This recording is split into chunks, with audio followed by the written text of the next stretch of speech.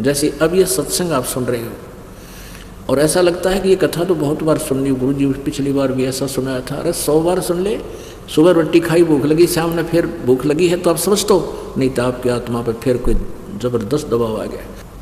पुण्यात्मा परमात्मा की महिमा को सुनना और उच्चारण करना है एक बहुत ही पुण्य होता है। सुनाने वाला प्यार से सुनावे, कसक के साथ सुनावे और सुनने वाला श्रद्धा से सुने तो बहुत पुण्य प्राप्त होता है। बहुत से ऐसे पाप हमारे हैं जो परमात्मा की महिमा सत्संग सुनने से ही समाप्त होते हैं। जैसे प्रथम बार कोई प्राणी सत्संग में आता है, वो 10-20 मिनट सत्संग सुनता है, फिर लटके आन लग जाते हैं या उठकर चला जाता है या बीड़ी पीना याद आ जाती है। सत्संग पहले क्या देखा करते हैं हम, खैर हम यहाँ तो पूरा प्रतिबंध लगाते हैं कि यहाँ कोई बीड़ी शराब मास्तमा कुछ हो नहीं सकता। पहले क्या देखा करते हैं, सत्संग होता, लोग बाहर जाता बीड़ी छुट्टे मारते फिर आगे बैठ जाते, जो नाम ले रहे वह भी किसी औरों के सत्संगों में, पूरा ड्रामा था। तो कारण क्या है कि कबीर परमेश्वर जी कहते हैं कि कबीर पिछले पाप से हरि चर्चा ना सुहावे और कह उंगे कह ओठ चले ना और बात चलावे। जिस प्राणी के पाप गणे बढ़ रहे हों, पुण्यात्मा वैसे तो पाप हमारे सभी के बहुत हैं, सभी के, और जो सत्संग में आ जाते हैं भक्ति शुरू कर देते हैं तो उनके पाप खत्म होने शुरू हो जाते हैं। तो क्या आप जी किसी भक्त भाई बहन रिश्तेदार मित्र को सहेली सखी को बोलते हो क्या और सत्संग सुन लो? पहले तो वो राजी नहीं होता जल्दी से, और कभी प्रसन्न हो जाता है, कहीं आप ले भी आते हो उनको, कई बार प्रार्थना कर करा कर वो शर्मिंदा कर वो आ भी जाता है, तो आध घंटे में वो बोर हो लेता सत्संग सुन इन बातों से, क्योंकि उसने तो रागनी चाहिए सुनना या फिल्मी गाने टनक टनक वो तो अच्छे लगे न, और वो है मन का आहार और ये आत्मा की खुराक।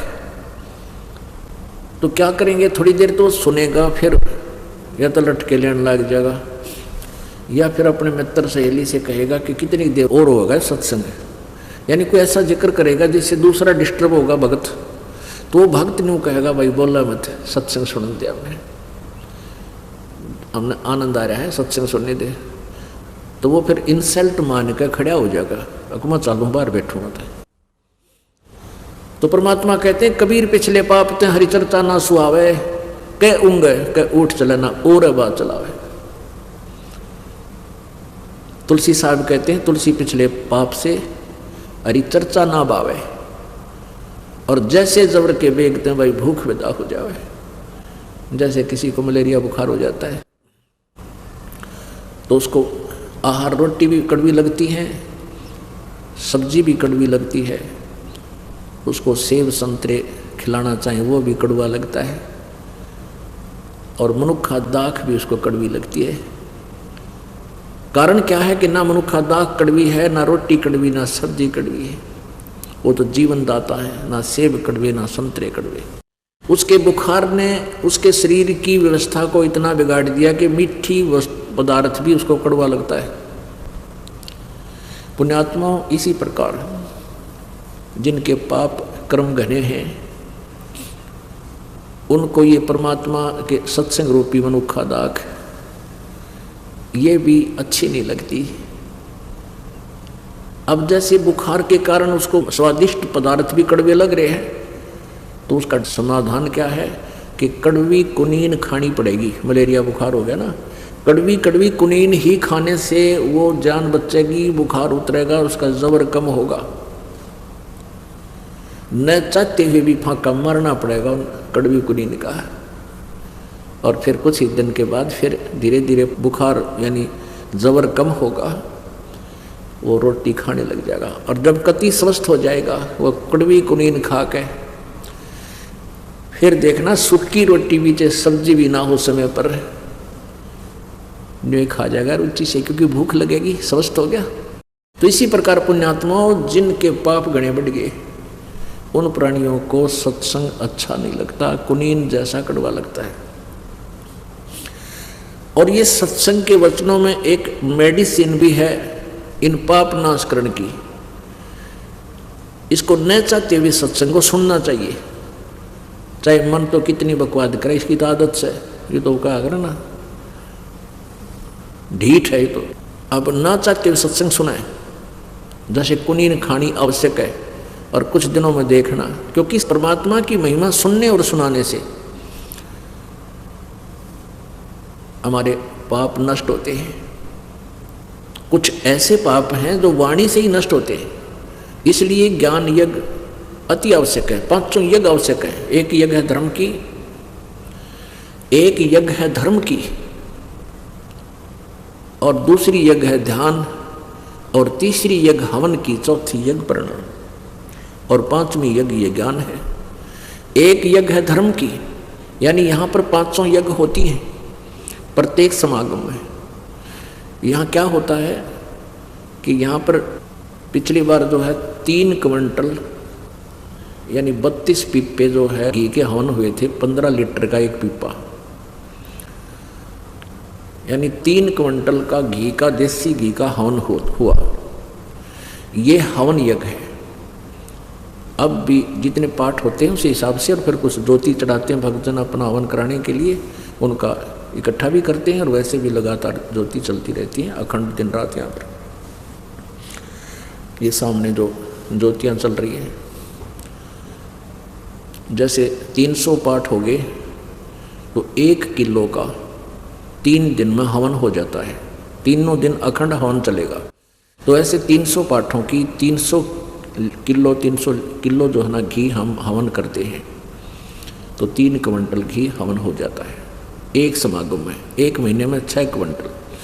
तो कहना है एक यज्ञ है धर्म की, जहाँ भंडारा चलता है, दिन रात भंडारा अखंड, चाहे रात ना आ जाओ को दुखी सुखी भक्त यहाँ पर पहुँच जाओ मालिक के दरबार में। आधी रात में चाय चाहिए चाय मिलेगी, दूध चाहिए दूध मिलेगा, कोई बीमार शिमार रहता है, और भंडारा भोजन मिलेगा।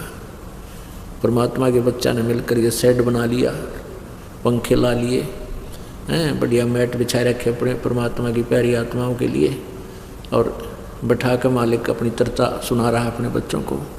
तुम कितनी पुण्यात्मा हो सोच नहीं सकते, क्योंकि लाल को अपनी कीमत का पता नहीं होता, जोरी समझता है। इस दास को मालूम आप कितनी पुण्यात्मा हो, चाहे कोई रिक्शा चालक है, चाहे गरीब है, चाहे अमीर है।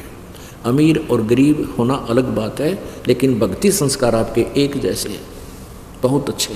तो यहाँ जो एक यज्ञ है धर्म की, यहाँ भंडारा चलता है परमात्मा का 3 दिन देसी घी का, हर तरह स्वदेशी घी, यानी गाय भैंस के दूध घी से ही यहाँ पर सब प्रसाद बनता है।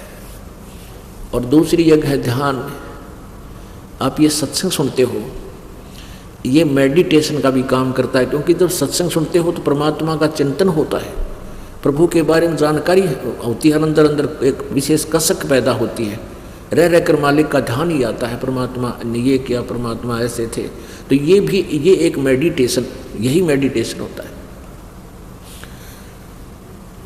जैसे ये हठ योग मेडिटेशन हम नहीं मानते, संत मते में नहीं है।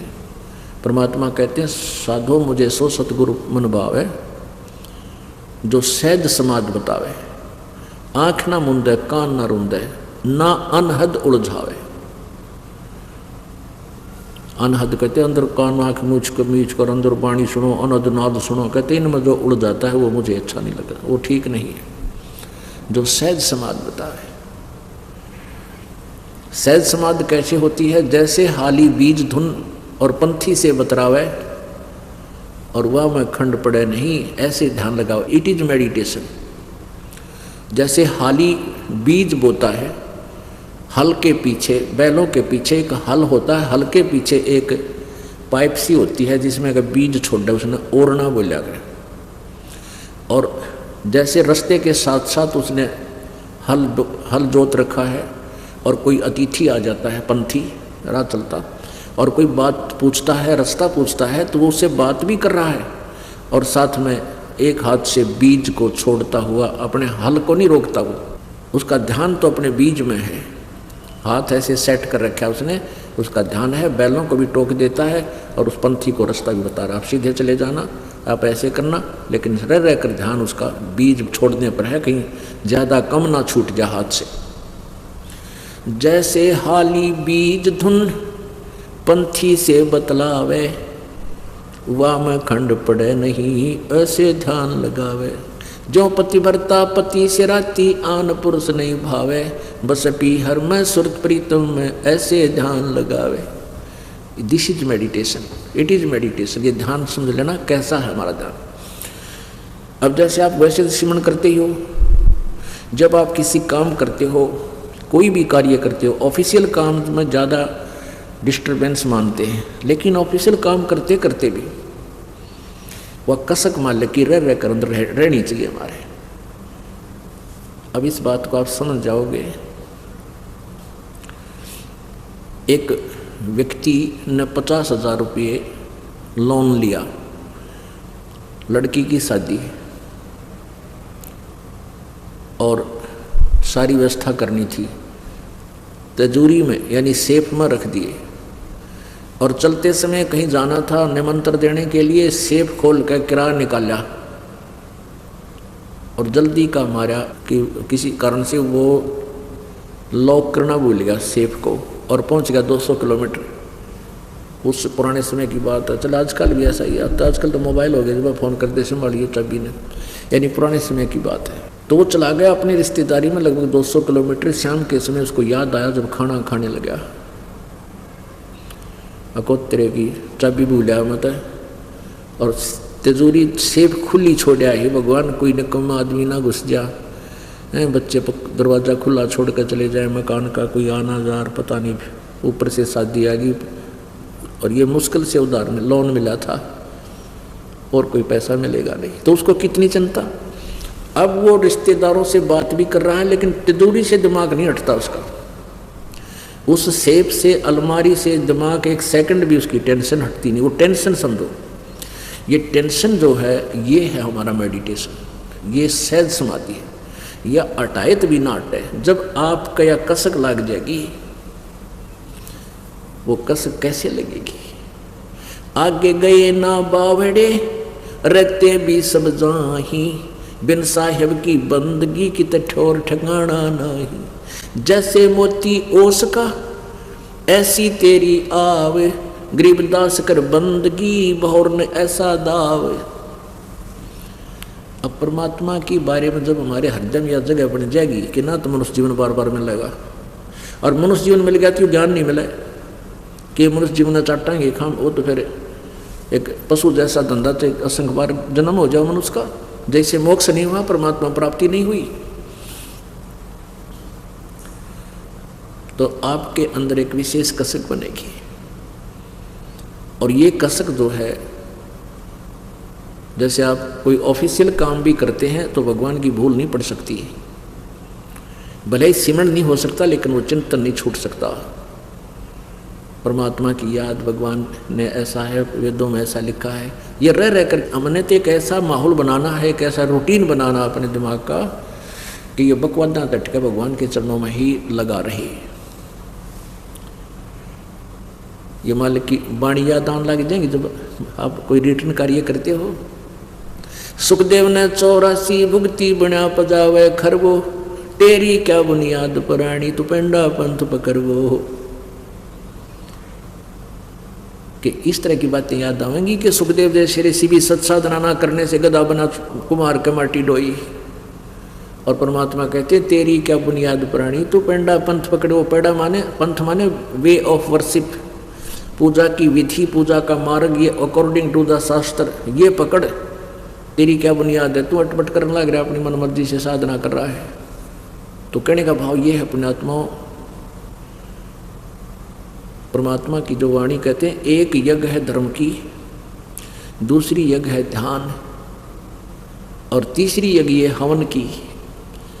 अब हवन कैसे करते देखे हमने, ये भट्ट बाड़ा करते, गेर का लकड़ी बड़ा कुंड बना लेते, उसमें गेर का लकड़ चंदन का लकड़ी और स्वाहा स्वाहा लोटे पर गिरे, उनका गुणा घर तक पड़ा हुआ था, गिरनिए थे।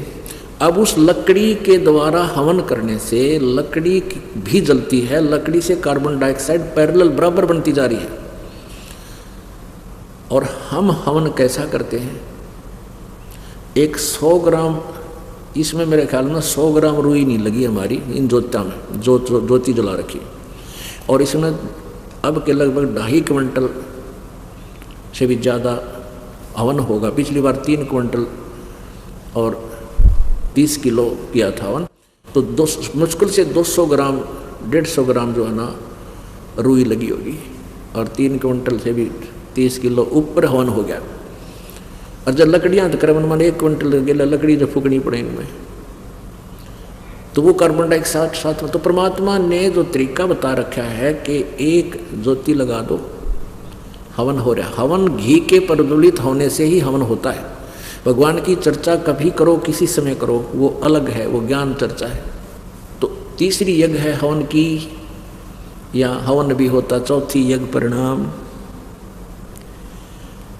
एक प्रणाम करने से भी एक यज्ञ का पुण्य आपको प्राप्त होता है। पर हृदय से जो देखा देखी नहीं लौटना है कि सारे लौटे हैं मैं भी लेट जाऊं, प्रणाम करना है ना, बूंदा सा लगूँ एकला खड़ा रहता है, ये कोई प्रणाम नहीं है, उसका अकाउंट नहीं होगा।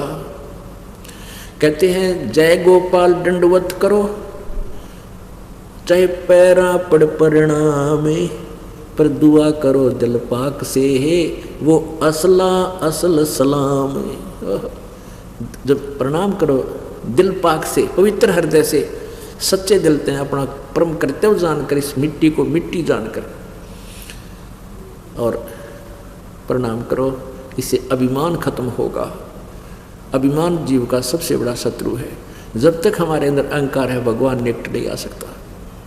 और हमने चाहिए भगवान से किसी प्रकार मिल रहे, हमने तो परमात्मा के लिए कमर कसी है, फिर उसमें अग्रम अग्रम किसा।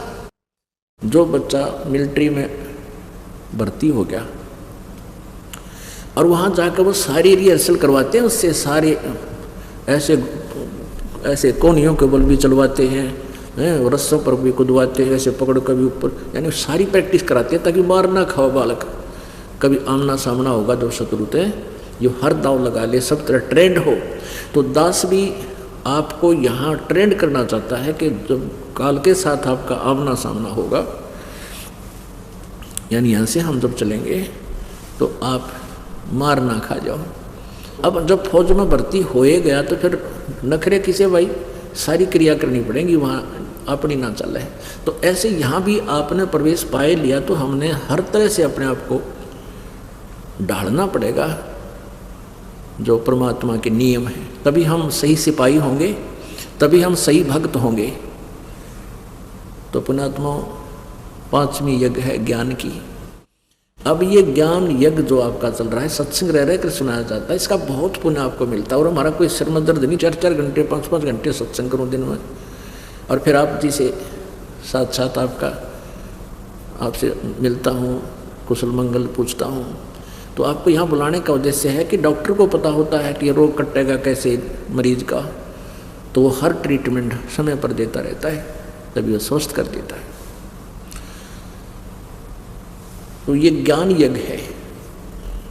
तो कहते हैं तुलसी पिछले पाप से हरि चर्चा ना बावे, अच्छी नहीं लगे, और जैसे जबर के बेगते भूख विदा हो जाए। कुछ ऐसे पाप हैं जो सत्संग के श्रवण करते हैं या शारीरिक सेवा करने से ही समाप्त होते हैं, उनका और कोई विकल्प नहीं। तो फिर क्या होगा कि कुछ दिनों के बाद आपने इतनी भूख लगेगी, आप डटे नहीं डटो। वही व्यक्ति जो पहले 1/2 घंटा भी नहीं सुन सका था माल्य की वाणी को, अब वो ना सोचा 2 घंटे के बाद भी आगे और क्या बताओगे गुरु जी, कौन सी कथा सुनाओगे। तो ये भूख लगी, आप स्वस्थ, आपकी आत्मा स्वस्थ होगी। और आपके मन में मान ले कभी भी साल में 2 वर्ष में ये आने लगा कि ये कथा तो मैंने सुन रखी है, गुरु जी ने फिर वही सुना दी, तो समझो आप फिर अस्वस्थ हो गए, आपके ऊपर कोई कर्म की मार ज़्यादा होगी। अब जैसे सुबह रोटी खाई थी आपने, रोटी वही है, सब्जी फिर बदल हो सकता है थोड़ा बहुत, और सुबह भूख लगी और शाम को फिर वही रोटी। अगर आपने ये लगा कि ये रोटी तो खाई नहीं थी सुबह, यानी अरुचि होगी आपकी, तो समझो आप फिर बीमार हो लिए। आपके कहे तो बदहजमी होगी या कोई बुखार घेरने वाला है। तो उसका ट्रीटमेंट क्या है? सुनिए, गुरु जी पिछली बार भी ऐसा सुनाया था। अरे 100 बार सुन ले, सुबह रोटी खाई भूख लगी, शाम में फिर भूख लगी है तो आप समझ तो नहीं, तो आपकी आत्मा पर फिर कोई ज़बरदस्त दबाव आ गया। उसका ट्रीटमेंट क्या है, उसका विकल्प क्या है? कि ना चाहते हुए सत्संग को सुनता ही रहना चाहिए। फिर आध घंटे के बाद देखना आपकी कैसे रुचि बढ़ती है, क्योंकि ये साथ में मेडिसिन का